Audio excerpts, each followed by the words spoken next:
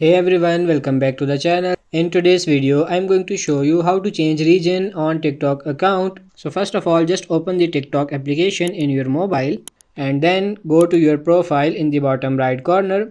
Now once you are on your TikTok profile, what you want to do is tap on these three bars in the upper right corner and then just tap on this settings and privacy. So what you want to do is simply look for content preferences. As you can see here, it is, just tap on it. Now some other TikTok users, they will see language under content preferences, but what I see here is just this option. Now if you see language preferences, you just have to simply click on that one and you have to add another language in order you to see all other contents on TikTok aside from English or your main language. But if you click language here below playback, you will see here option like app language. So if you click on this and change this to another language, it doesn't do anything but just change the language on your TikTok app. What you are going to do is click on this preferred languages, tap on it. As you can see here, select the language you understand. They will use this to improve your experience, so you just have to click on preferred languages and somehow it will help you to see or